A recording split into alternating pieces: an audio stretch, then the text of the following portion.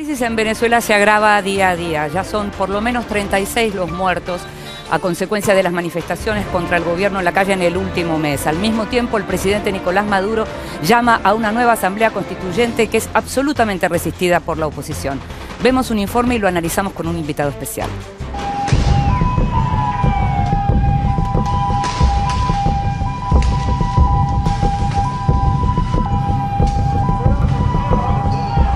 Cada día que pasa, Venezuela se hunde un poco más en su crisis política, económica y social, sin puntos de conciliación ni fin a la vista. Ya no se trata únicamente de la polarización de un país dividido en partes más o menos iguales entre chavistas y antichavistas. El gobierno de Nicolás Maduro utiliza sin miramientos toda la violencia de la que es capaz el aparato del Estado contra las manifestaciones opositoras.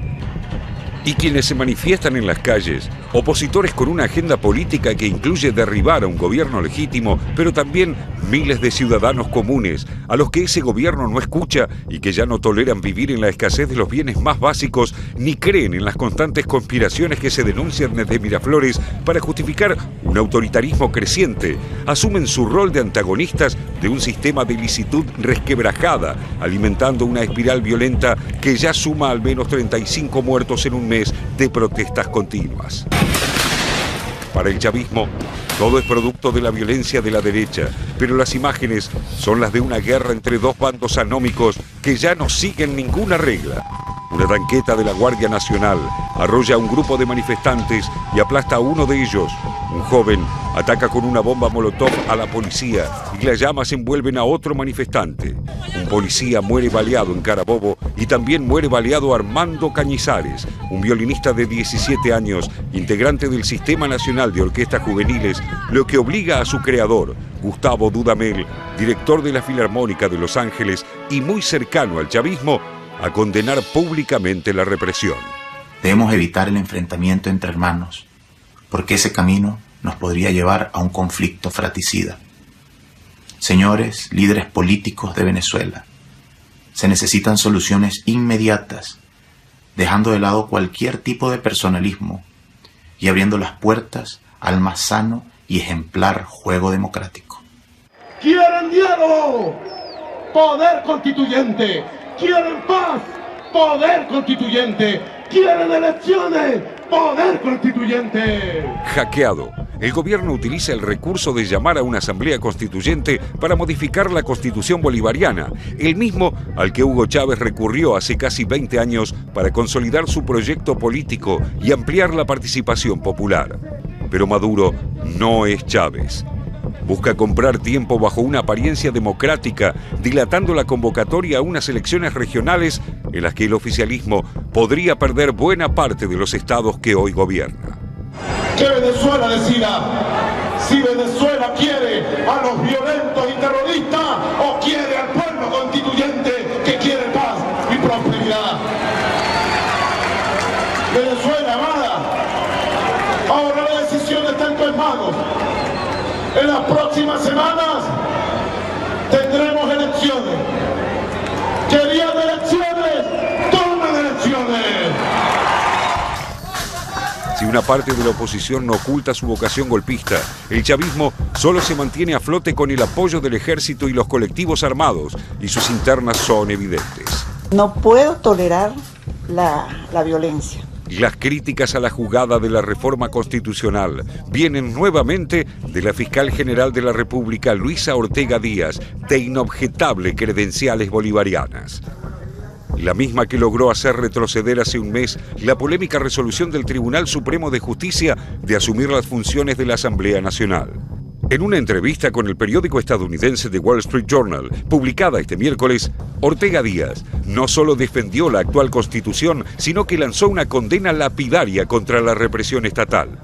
No podemos exigir un comportamiento pacífico y legal de los ciudadanos si el Estado toma decisiones que no están de acuerdo con la ley, dijo. El gobierno teme a Ortega Díaz y trata de aislarla.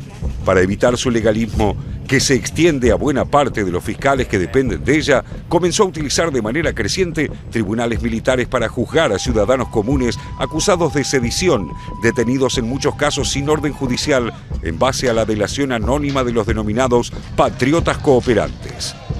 El miércoles, mientras la represión arreciaba en las calles, produciendo un muerto más y alrededor de 300 heridos, Maduro bailaba con la sonriente aprobación del diputado Diosdado Cabello y el vicepresidente Tarek El Aissami, los principales halcones del gobierno, para celebrar la aprobación del Consejo Nacional Electoral, virtual anexo del Ejecutivo a la polémica convocatoria a la reforma constitucional. La revolución bolivariana agoniza y quienes dicen defenderla no parecen advertirlo. Te dijimos que íbamos a analizar este informe y la situación general en Venezuela con un invitado especial y está con nosotros Simón Rodríguez Porras. ¿Cómo estás, Simón? Bien, del Partido Socialismo y Libertad.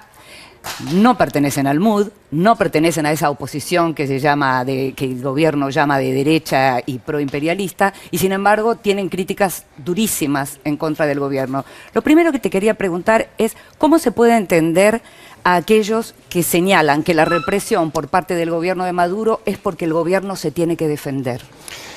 Bien, muchas gracias por la oportunidad. Efectivamente hay varios mitos que destruir en relación con el gobierno. Uno de ellos es que precisamente se trataría de un gobierno que se está defendiendo, un gobierno revolucionario o socialista, y tenemos que decir que no es ni revolucionario ni socialista. Este falso socialismo de Maduro, que reprime con brutalidad a la población para sostenerse porque no tiene apoyo en la población, recurre a funcionarios como por ejemplo un ministro de la Defensa, Padrino López, que es egresado de la Escuela de las Américas, esa siniestra institución que formó a los militares de las dictaduras del Cono Sur en los años 70 y que sigue siendo un sitio donde se forman en represión, en técnicas de guerra de baja intensidad o lo que se llama la doctrina de seguridad nacional.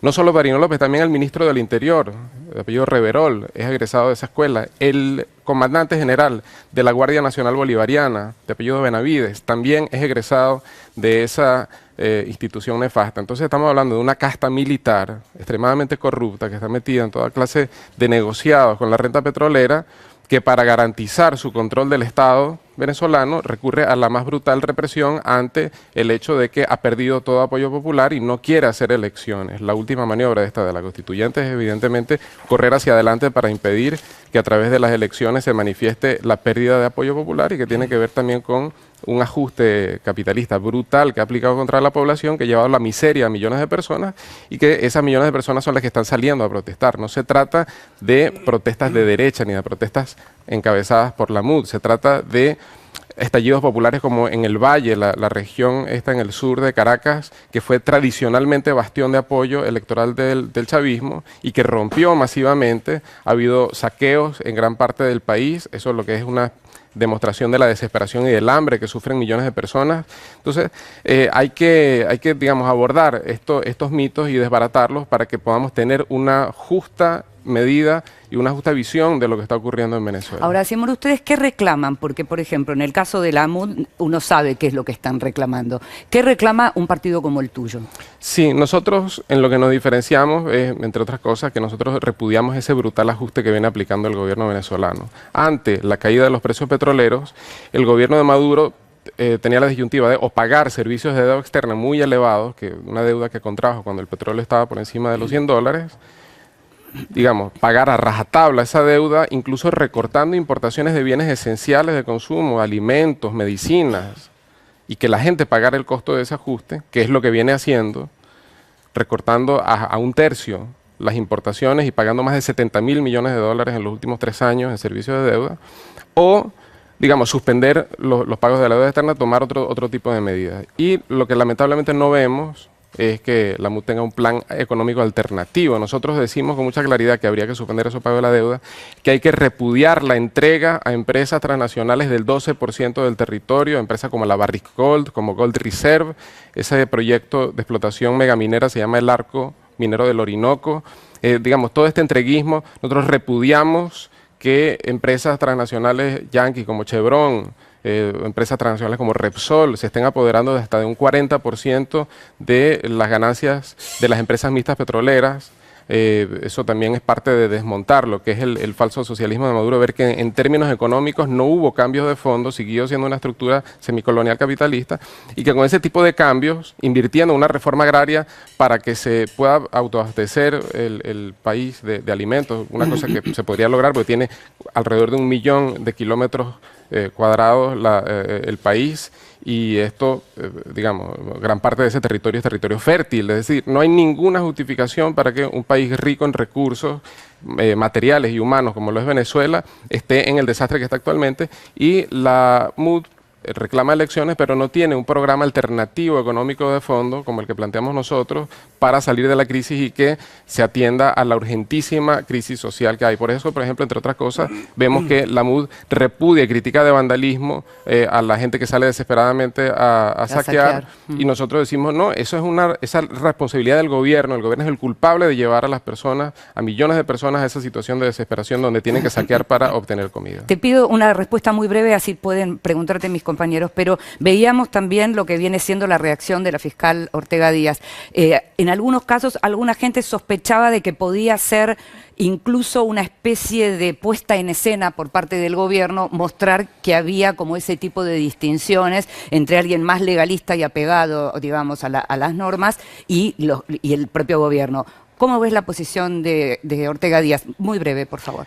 Ortega Díaz lo que refleja es la crisis interna del chavismo y del gobierno. Eso lo que significa es que hay divisiones entre quienes consideran que debe negociarse de alguna manera una salida electoral, en el caso de Ortega Díaz, y quienes van a rajatabla en un rumbo dictatorial de a toda costa imponer la continuidad de Maduro en el poder, aunque tenga un repudio del 85% de la población. Sí. Simón, ¿qué tal? Bienvenido. Dos aspectos que te quiero preguntar. Una, por un lado, ¿qué responsabilidad le asignan ustedes a los grupos empresarios en esta situación de desabastecimiento que está sucediendo hoy en Venezuela? Y por el otro lado, más con respecto a la convocatoria a elecciones constituyentes. ¿Ustedes están de acuerdo? ¿Es una posibilidad de que planteen, por ejemplo, alguna de las cuestiones que acabás de señalar en cuanto a qué tiene que ver con la soberanía nacional, la soberanía popular, que es el espacio democrático en el que se podría llegar a trasladar ese reclamo? Sí, en relación con el desabastecimiento, la principal razón es, como decía, el recorte unilateral, vertical de las importaciones por parte del gobierno. Es decir, en un marco donde hay una caída de la producción tanto en el sector privado como en el sector estatal, el gobierno recorta brutalmente las importaciones de alimentos y de cosas que no se producen en el país, entonces eso lleva a la escasez. En ese marco de escasez hay acaparamiento, hay especulación, digamos, todos esos fenómenos crecen, pero fundamentalmente por las decisiones de política económica del gobierno, de aplicar un ajuste terrible, de imprimir muchísimo dinero inorgánico para sostener el déficit del Estado.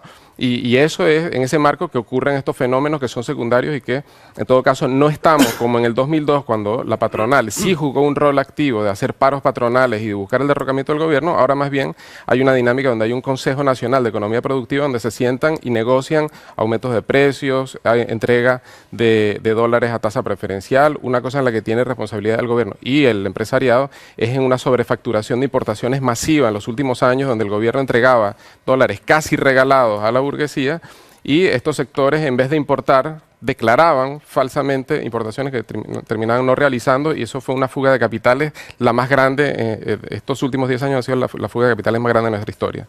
En lo que tiene que ver con la constituyente, nosotros cuestionamos que se trate de una constituyente corporativa donde el mismo Estado, a través de organismos que controla, como consejos comunales, consejos locales de abastecimiento y producción, la central sindical corporativa, la central sindical bolivariana, que está bajo el control del partido de gobierno, que más de la mitad de los constituyentistas se han designado por esa vía y no por el voto popular. El reclamo de una persona, un voto, está vigente en este momento, un reclamo totalmente elemental, democrático, y no se cumple. Además, los partidos estarían excluidos de la participación. ¿Qué pasa con tu partido? En el caso de nuestro partido, que obtuvo la legalidad en el 2012, en el último proceso que hizo el gobierno de adecuación de la legalidad electoral de los partidos, se hacían una serie de exigencias, digamos, imposibles de cumplir, como que las personas que firmaban la adhesión al partido tenían que ir a las oficinas del Consejo Nacional Electoral a realizar la firma allí, digamos, se establecían una serie de requisitos que eran imposibles de cumplir para partidos de izquierda como el nuestro,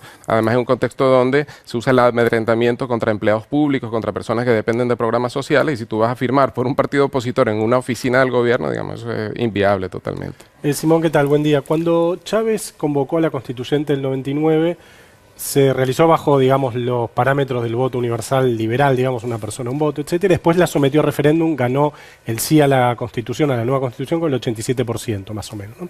En este caso hay un planteo completamente distinto. Vos lo estabas describiendo recién, algo, no sé qué antecedentes se puede encontrar, uno parecerían los estamentos pre-revolución francesa, digamos, ¿no? Por un lado los obreros, los campesinos, que tampoco sé exactamente cuántos campesinos hay hoy exactamente en Venezuela. Ahora, mi pregunta sería, ¿vos ves que este planteo de Maduro puede ser una salida electoral o la situación va a seguir empantanada en este fango del cual ni el gobierno ni la oposición logran destrabar? Porque así como es muy violenta efectivamente la situación, al mismo tiempo no termina de resolverse, digamos, ¿no? ¿Cómo ves esto? Sí, mira, en lo que tiene que ver con esta convocatoria del gobierno, es muy importante ver lo que sería una genuina participación de organizaciones autónomas del movimiento obrero, del movimiento popular, que puedan postular sus candidatos y su programa, y digamos, una decisión de este tipo totalmente corporativa. Por eso nosotros no le damos, nosotros repudiamos con total claridad esa propuesta de constituyente y no lo vemos como un espacio de deliberación sobre cuál es la salida de fondo para el país, sino la continuidad de la política del gobierno que desencadenó esta crisis cuando a finales de marzo el Tribunal Supremo de Justicia le entregaba al Ejecutivo funciones parlamentarias. Ahora no se la entrega al Ejecutivo directamente, se la entregaría a una falsa constituyente, pero bajo control mayoritario directo de los aparatos corporativos del gobierno, y que suspendería también al Parlamento. Nosotros, por supuesto que si hubiera un movimiento masivo de los trabajadores, de los campesinos, etcétera, por sus reivindicaciones, y eso se pudiera reflejar en una constituyente, nosotros estaríamos a favor de ese tipo de constituyente. Pero la del gobierno es una falsa constituyente, una maniobra más para establecer un poder totalmente dictatorial. Y además, porque es importante ver para qué, porque cuando se intentó suspender a través del Tribunal Supremo de Justicia lo que era la competencia del Parlamento para entregárselas a Maduro, era para facultar a Maduro, entre otras cosas, por ejemplo, para entregar contratos de empresas mixtas sin pasar por el Parlamento a empresas transnacionales en petróleo, para poder entregar concesiones a megamineras del imperialismo directamente sin pasar por el Parlamento. O sea, no tiene nada que ver con la retórica falsa, totalmente tramposa, engañosa de socialismo del presidente Maduro. De haber una constituyente, estaría integrada por 500 miembros, 250 elegidos por el pueblo y 250 por organismos afines al gobierno, que fue lo que dijo el mismo Maduro. Ahora me pregunto, de haber elecciones, que esto es lo que se necesita en realidad, y no reformar una constitución, aquella que iba a durar 100 años y duró 18, por lo que se ve, de haber elecciones, ¿qué plazo se necesitaría, sobre todo para aliviar la situación económica, la situación social y la situación de los derechos humanos, que en este momento es realmente preocupante en Venezuela? Bueno, la gente se está movilizando, como te digo, masivamente con esa consigna de que Maduro debe irse, y nosotros pensamos que por la vía de la movilización eso se puede imponer. Concretamente, lo que te digo, medidas de emergencia. Vemos cómo el caso, por ejemplo, incluso de Puerto Rico, que tiene una situación todavía colonial en relación con Estados Unidos. Hace pocos años declaró la moratoria del pago de la deuda y se acaba de declarar ahorita en bancarrota para renegociar y reestructurar su deuda. En el caso de Venezuela, ese pago a rajatabla de la deuda externa al costo social más terrible ha llevado a que el Washington Post haya publicado una nota donde se califica a Venezuela como la revolución socialista favorita de Wall Street. Es decir, otra demostración, no lo decimos nosotros, lo dice la propia prensa yanqui, de que es un gobierno totalmente servil a los buitres financieros. Además, bueno, vimos que el gobierno pagó $500.000 para la inauguración de Trump, el acto inaugural de Trump. Digamos, eso demuele totalmente las ínfulas antiimperialistas de Maduro. Y bueno, con este tipo de medidas, si se recupera un manejo soberano de la industria petrolera, se suspenden los pagos de la deuda externa, se invierte de emergencia en importaciones de alimentos y de medicinas, efectivamente se puede comenzar a recomponer la situación del país y nosotros pensamos que con la movilización popular se puede imponer incluso a un futuro gobierno que no tenga eso entre sus planes, entre sus intenciones, que se vea obligado a hacerlo por la presión de la gente en la calle. Simón, buenos días. Quiero saber tu opinión sobre estos dos planos. La región viene intentando presionar a Maduro, pero dejando muy claro que no quiere intervenir. Argentina forma parte de estos grupos que condenan cada acto de violencia en Venezuela y se mantienen muy prudentes en el aspecto de no incomodar la situación con esta cuestión de que Maduro todo el tiempo denuncia intervención y demás. Por otro lado, ahora la novedad es que en Estados Unidos ha surgido un grupo de influyentes senadores republicanos y demócratas que están promoviendo sanciones para Venezuela y al mismo tiempo un paquete de ayuda humanitaria de 10 millones de dólares. También en este plano están tratando de cuidar que las empresas rusas no se metan en un territorio absolutamente dominado por Estados Unidos, que es el petróleo. Quiero saber esto, ¿cuál es la mejor solución en este plano desde la comunidad internacional hacia Venezuela? Nosotros tenemos una posición muy clara de repudio a toda injerencia de la OEA o del gobierno de Estados Unidos en la situación venezolana, entre otras cosas porque no consideramos que haya verdadera solidaridad ni ninguna defensa de los intereses reales de la población, simplemente la búsqueda de que se mantenga Venezuela como suplidor de petróleo, como pagador de la deuda externa, digamos que se garanticen los intereses de la General Motors, Procter & Gamble, Chevron, todas las empresas transnacionales que están en ese territorio y no verdaderamente, digamos, solidaridad ni empatía con los sufrimientos del pueblo trabajador. Nosotros a lo que apelamos es la solidaridad de las organizaciones sindicales, de las organizaciones populares, de las organizaciones que se reclaman de izquierda, que vienen repitiendo y reproduciendo este falso discurso de que Venezuela es socialista y de que se está defendiendo cuando lo que está es aplicando una regresión totalmente antidemocrática y antipopular. Y por último, digamos, hay que tener muy claro que gobiernos como el de Peña Nieto, que aplica la desaparición forzosa contra estudiantes, digamos, gobiernos como el de Temer, que está haciendo una contrarreforma laboral brutal, esos gobiernos, digamos, criticar a Maduro lo pueden hacer de manera limitada porque a fin de cuentas ellos también reprimen, ellos también ajustan. Pero sanciones darían, ¿cómo lo veis? Nosotros estamos en contra de que se apliquen sanciones a un país que ya está totalmente arruinado económicamente y además por eso no le damos ningún aval político a que lo hagan gobiernos que también son represores y ajustadores. Simón, te invito a que veas con nosotros un fragmento de una entrevista que se le hizo a Enrique Capriles esta semana y que es interesante porque precisamente trata sobre todo esto. Si nosotros fuéramos violentos o fuéramos golpistas, hace rato, Alex, hubiésemos tumbado el gobierno. Si 6 millones de personas a la calle que se calcula salieron el 19 de abril, ¿con qué Maduro puede parar si fueran golpistas, violentos, 6 millones de personas? Él busca haciendo fraude a la Constitución, elaborar una carta magna que le permita al PSUV, no teniendo mayoría popular, no teniendo apoyo popular, perpetuarse, sostenerse en el poder. Es sumamente peligroso, explosivo, cerrar todas las puertas democráticas. Y lo peor es lo que ha hecho Maduro. Cierra todas las puertas democráticas e inventa con una cuestión fraudulenta para decirte, te voy a dejar votar. O sea, como si la gente fuera estúpida. Los venezolanos no somos estúpidos. No le tengo miedo a ir preso. Ahora, metiéndome preso a mí, lejos de evitar que en el país haya un proceso de cambio, yo creo que lo que va a terminar es seguir acelerando el proceso de cambio en Venezuela. Te voy a hacer, Simón, una pregunta que es delicada en relación a algo que mencionaste vos recién. Dijiste, creemos que la movilización popular puede terminar con este gobierno. ¿Termina este gobierno y qué?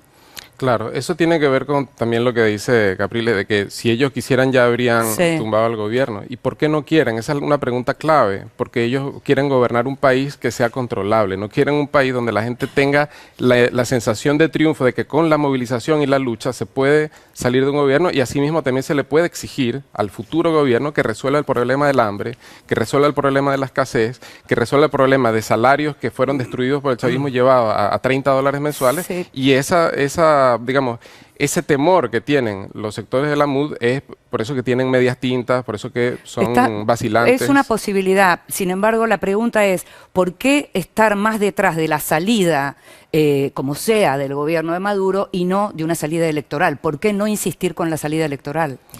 Bueno, si las elecciones se dan por la vía de la presión de la gente y que el gobierno se vea obligado a hacerlas, bueno, eso será también una victoria de la lucha de las masas en Venezuela.